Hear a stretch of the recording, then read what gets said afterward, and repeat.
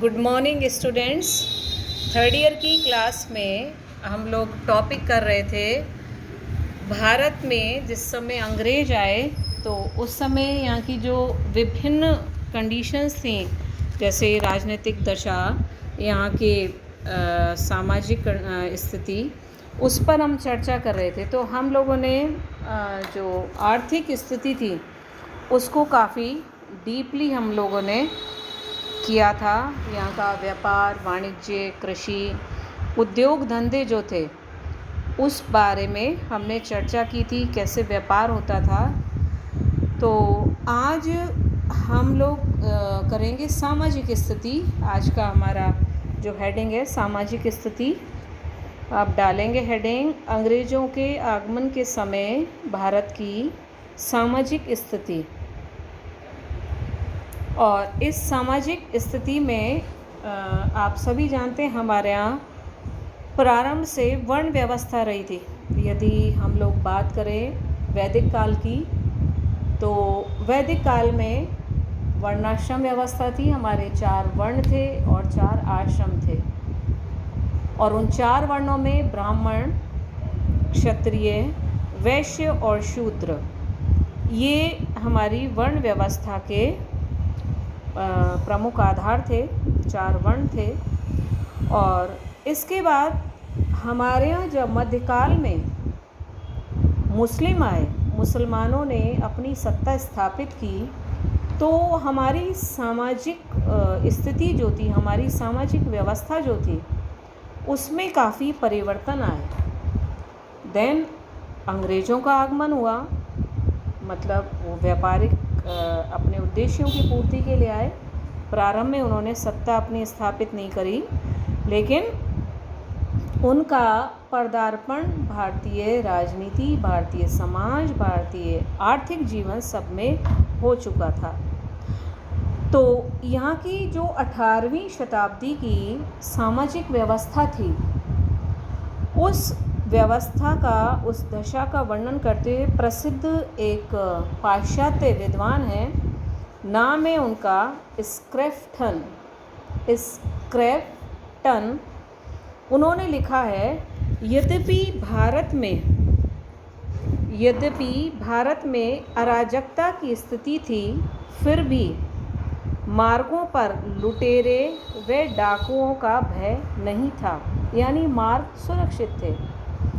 और यही कारण है कि व्यापारी लोग बिना किसी भय के, आप देखो, पूरे मार्ग इतने सुरक्षित थे कि जो व्यापारी वर्ग था और आम लोग जो आपके यात्री होते थे, ये अपने साथ जो सामान ले जाते थे उसके प्रति ये पूरी तरह से निश्चिंत होते थे कि उन्हें किसी प्रकार की चोरी, डकैती या लूट का सामना नहीं करना पड़ेगा। तो व्यापारी बिना किसी भय के हीरे जवाहरात एक स्थान से दूसरे स्थान पर ले जाया करते थे। भारतीय समाज में जो मुख्य वर्ग थे, जो जातियां, जो धर्म थी, उस रूपों में भी विभाजन अब हो चुका था, क्योंकि भारत था और भारत में बहुत से जो आपके धर्म को मानने वाले लोग हैं, वो भारतीय समाज में रहते थे। हिंदुस्तान था तो नेचुरल सी बात है कि हिंदुओं की संख्या जो थी वो काफ़ी अधिक थी। यानी हिंदू धर्म के मानने वालों का बाहुल्य था। तो समाज में, भारतीय समाज में हिंदू, उनके अतिरिक्त मुसलमान, सिख, पारसी और ईसाई धर्म को मानने वाले लोग प्रमुख थे। समाज में स्पेशली हिंदुओं में महाजन वर्ग, जिसे हम कहें, जो लेन देन का कार्य करते थे, बनिए, सराफा और व्यापारियों का एक धन संपन्न वर्ग था। किन लोगों का था? महाजनों, बनियों, सराफों और व्यापारियों का धन संपन्न वर्ग था। और विभिन्न ऐसे हमें उदाहरण देखने को मिलते हैं जब हमें सिख संप्रदाय में एकता झलकती हुई दिखती है। सिखों का बाहुल्य था पूरे पंजाब में। और महाराजा रणजीत सिंह, आप आगे पढ़ेंगे, पूरा पंजाब जो है वो 13 मिसलों में विभाजित था। और बाद में महाराणा रणजीत सिंह के समय में इन सभी मिसलों को जीत करके एक संगठित राज्य निर्मित किया गया था। तो इन मिसलों को एकता के सूत्र में बांधा गया। और सिख जो थे वो काफ़ी साहसी भी थे और युद्ध प्रिय भी थे। और इस तरह से समाज के दो महत्वपूर्ण वर्ग या दो महत्वपूर्ण धर्म के अनुयायी जो थे वो थे आपके हिंदू और सिख, जिनके बारे में आपको बताया। इसके अलावा आप देखो सिखों के अलावा मुस्लिम्स जो हैं, मुस्लिम भी समाज का एक महत्वपूर्ण वर्ग था। और लेकिन अब उसकी स्थिति में काफ़ी परिवर्तन हो चुका था। इसका कारण क्या था कि काफ़ी लंबे समय तक मुसलमानों ने भारत पर शासन किया था। और यही कारण है कि भारतीय समाज का ये मुसलमान लोग एक महत्वपूर्ण अंग थे।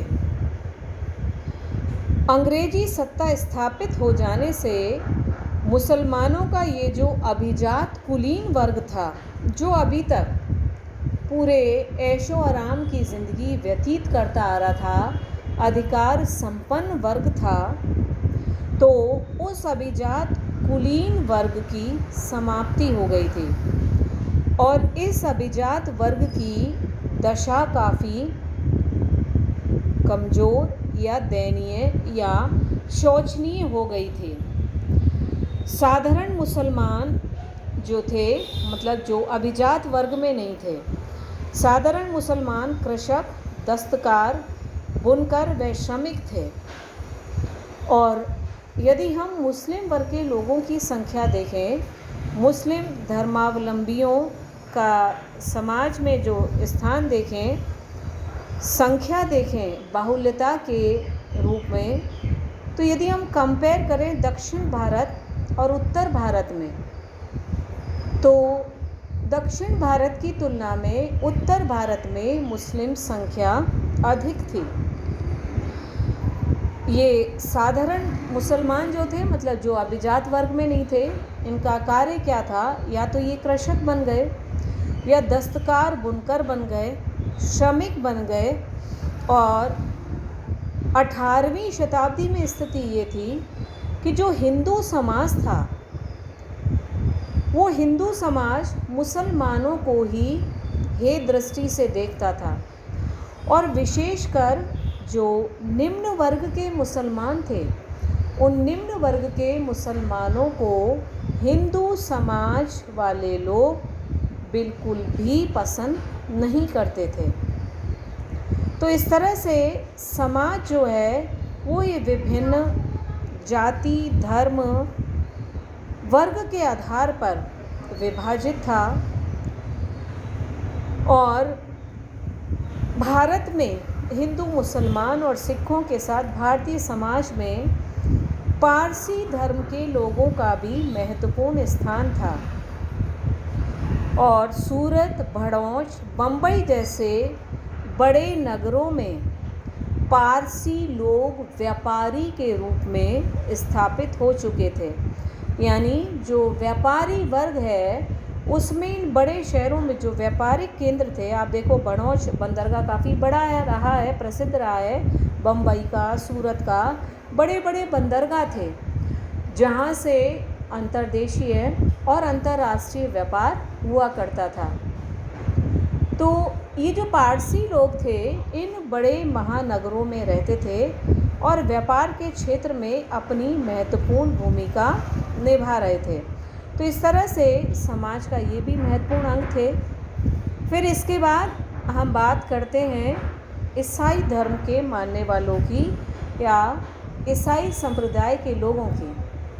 तो आप जानते हैं अंग्रेज जो थे वो ईसाई धर्मावलंबी थे या ईसाई धर्म के अनुयायी थे। और भारत में ईसाई धर्म का प्रचार प्रसार मिशनरीज़ के माध्यम से किया गया था।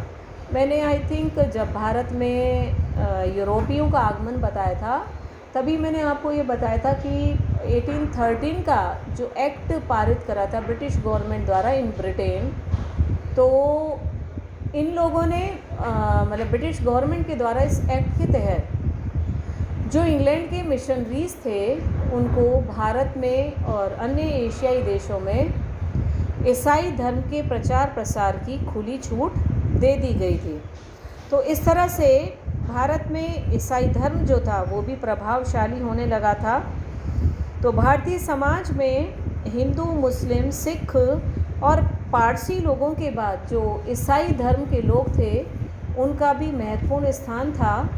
और ईसाई धर्म के लोग, क्योंकि इस समय अंग्रेज़ों की सत्ता स्थापित हो रही थी, तो स्वाभाविक है ईसाई धर्म के अनुयायियों का वर्चस्व अधिक बढ़ता जा रहा था।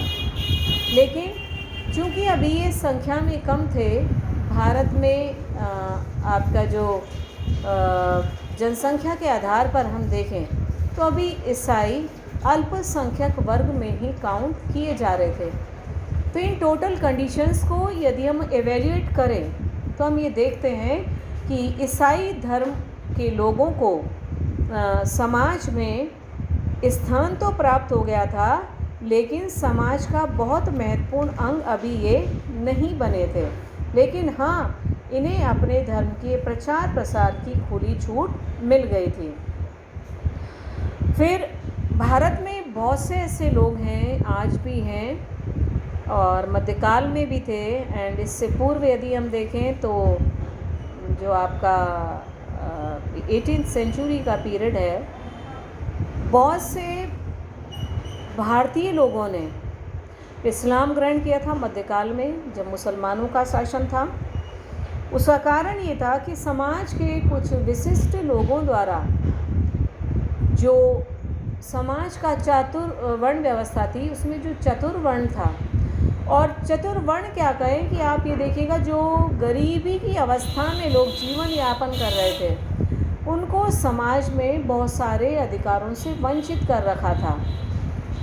तो जब मुसलमान आए, उन्होंने एक ऑप्शन रखा ऐसे वर्ग के लोगों के लिए कि यदि वो इस्लाम ग्रहण कर लेंगे तो उन्हें करों से मुक्ति प्रदान कर दी जाएगी, या उनके करों का जो परसेंटेज था उसको कम कर दिया जाएगा और समाज में उन्हें सम्मानजनक स्थान दिया जाएगा।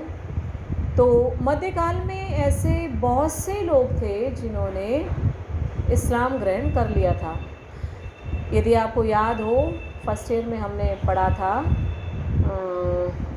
स्वामी दयानंद सरस्वती जी का राजस्थान के परिप्रेक्ष्य में, जब वो जोधपुर महाराज के आए थे, तो उस समय हमने जो दयानंद सरस्वती हैं उनके बारे में पढ़ा था। तो हमने देखा था उन्होंने एक आंदोलन चलाया था जिसे हम शुद्धि आंदोलन के नाम से जानते हैं। और वो शुद्धि आंदोलन किस परिप्रेक्ष्य में था? जिन लोगों ने लालच में आके या किसी मजबूरीवश इस्लाम या ईसाई धर्म ग्रहण कर लिया है, उन्हें पुनः हिंदू धर्म में लाने के उद्देश्य से ये शुद्धि आंदोलन उन्होंने चलाया था। तो मध्यकाल जो है वो ऐसे वर्ग के लोगों के लिए इस्लाम ग्रहण करने की व्यवस्था को मैंने आपको बताया। इसी तरह से जब ईसाई मिशनरीज आए, जो हमारा 1813 का एक्ट था उसके तहत, तो ईसाइयों ने भी भारतीय लोगों को इस तरह का लालच प्रदान किया कि यदि आप ईसाई धर्म ग्रहण करते हैं तो आपको सरकारी महकमे में नौकरी दी जाएगी, आपको समाज में सम्मानजनक स्थान प्रदान किया जाएगा और साथ ही साथ अन्य सामाजिक और राजनीतिक अधिकार भी प्रदान किए जाएंगे।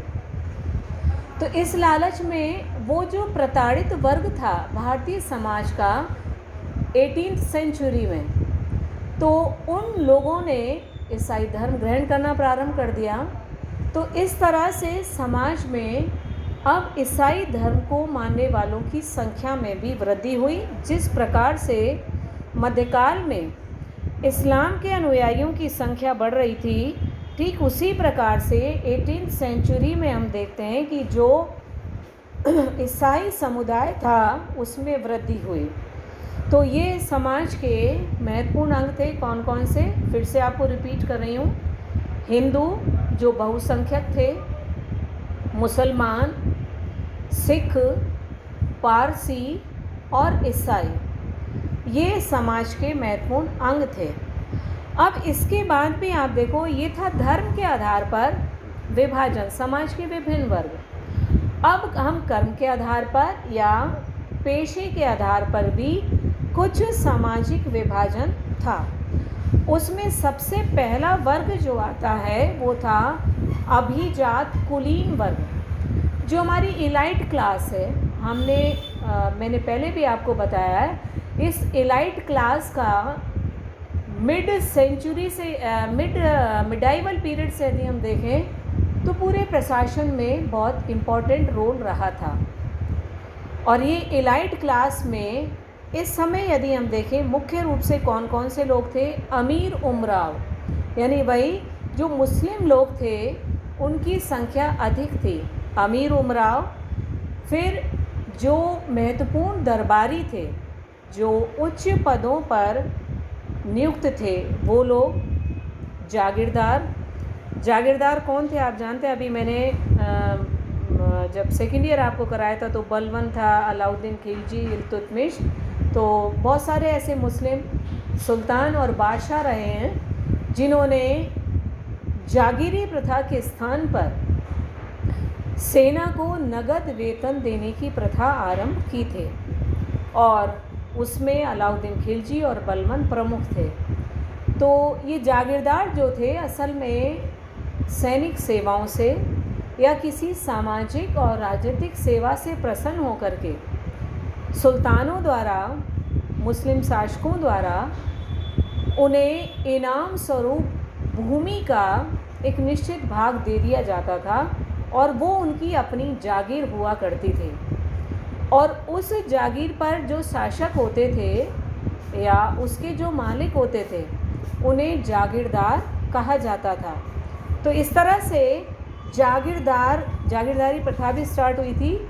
और आपको सेकेंड ईयर का याद हो तो औरंगजेब के समय की समस्याओं में जो एक इम्पॉर्टेंट समस्या थी वो था जागीरदारी संकट। समझ में आया, याद आया? जागीरदारी संकट क्यों क्रिएट हुआ था? क्योंकि नगद वेतन के स्थान पर जो जागीरें देने की प्रथा थी वो फिर बाद में दोबारा स्टार्ट हो गई थी। और स्थिति ये हो गई थी कि औरंगजेब के समय में ज़मीन ही नहीं बची थी जिसे जागीर के रूप में किसी सैन्य कर्मचारी को दिया जा सके। तो एक बहुत बड़ा हिस्सा जो था सरकारी या खालसा ज़मीन का वो जागीर के रूप में वितरित कर दिया गया था, और इनके मालिकों को ही जागीरदार कहा जाता था। तो जागीरदार का वर्ग जो था ये मुख्य थे, लेकिन ये सभी राजा, नवाब, अमीर, उमराव, दरबारी, जागीरदारों का वर्ग जो था अब 18वीं सेंचुरी में यदि हम देखें तो ये लुप्त प्राय हो रहा था। इनकी जो शानो शौकत, ऐश्वर्यपूर्ण जीवन जो था वो ब्रिटिश लोगों के या अंग्रेज़ों के आने से समाप्त हो गया था। ऐसी स्थिति में इनके जो अधिकार थे उन अधिकारों से इन्हें वंचित कर दिया गया, और अधिकारों इनकी स्थिति जो थी वो बहुत ही दयनीय, दूसरे शब्दों में आप कहें तो लगभग भिखारियों के समान इनकी स्थिति हो गई थी। जो घोड़े पर चला करते थे जब रास्ते में निकलते थे तो इनके सम्मान में लोग खड़े हो जाते थे, इतना दबदबा था। तो जब अंग्रेज़ों ने अपनी यहाँ सत्ता स्थापित करी तो सर्वप्रथम इनकी जो प्रतिष्ठा थी उस पर कुठाराघात किया, इनको अधिकार विहीन वर्ग में लाकर खड़ा कर दिया। फिर था व्यापारी वर्ग।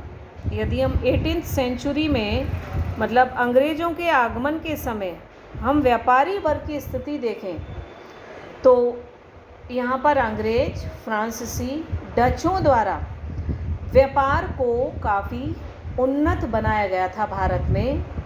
आंतरिक और विदेशी व्यापार आप प्राचीन समय से ही देखिए, हमारे यहाँ व्यापारिक गतिविधियां जो हैं वो काफ़ी अच्छी रही हैं, क्योंकि भारत आर्थिक दृष्टि से समृद्ध था, उत्पादन अधिक होता था तो स्वाभाविक है व्यापार अच्छा होगा। और हमारे यहाँ आयात और निर्यात दोनों अधिक थे, और निर्यात ज़्यादा होता था, जिसमें रेशम, मखमल, ये आपका जो गरम मसाला है, काली मिर्च आदि का वृहद पैमाने पर व्यापार किया जाता था। तो अंग्रेज़ों, इन यूरोपियंस, फ्रांसीसी, डच अंग्रेज़ों के आने से व्यापार में और अधिक वृद्धि हुई, और साथ ही साथ भारत में बड़े बड़े व्यापारियों, दलालों, सराफों, साहूकारों और महाजनों के धन संपन्न वर्ग का प्रादुर्भाव और विकास हुआ। कुछ ऐसे भी थे जिनके पास करोड़ों की संपत्ति थी, और ऐसे लोगों को जो करोड़पति थे उन्हें एक उपाधि, आप कह सकते हैं, एक टाइटल दिया जाता था, जिसे जगत सेठ के रूप में जाना जाता है। जगत सेठ मतलब पूरे जग का सेठ। उस समय में क्योंकि करोड़पति बनना कोई आसान काम नहीं था, आज तो फिर भी लोग जल्दी बन जाते हैं करोड़पति, तो मतलब जल्दी बन जाते हैं इन द सेंस कि बहुत अधिक मशक्क़त नहीं करनी होती है। तो वो लोग जगत सेठ कहलाते थे। तो समाज में व्यापारी वर्ग का महत्वपूर्ण स्थान था। फिर एक नई क्लास का उदय और हुआ, नया वर्ग।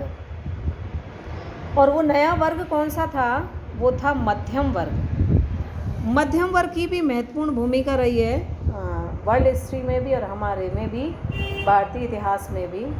और इस श्रेणी में, इस मध्यम वर्ग में कौन कौन से आते थे? व्यवसायी, व्यापारी, दुकानदार, सैनिक, हकीम, वकील, डॉक्टर, शिक्षक, मैनेजर, निरीक्षक, ये सारे लोग मध्यम वर्ग में आते थे।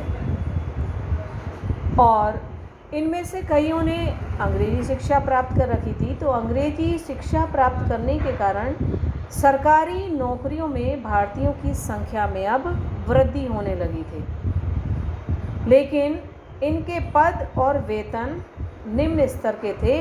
यदि हम यूरोपीय लोगों से तुलना करें तो उनका वेतन काफ़ी कम होता था।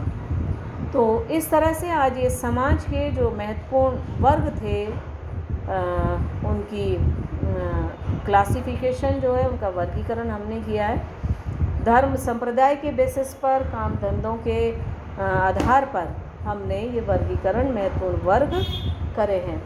अब नेक्स्ट क्लास में हम लोग समाज में जो जाति प्रथा थी, समाज के कुछ ऐसे वर्ग थे जिनके साथ जिन्हें अन्याय झेलना पड़ा, स्त्रियों की दशा, और कुछ यहाँ के रीति रिवाज, खान पान से संबंधित बातों पर चर्चा करेंगे नेक्स्ट क्लास में। तब तक के लिए आप सभी का बहुत बहुत धन्यवाद।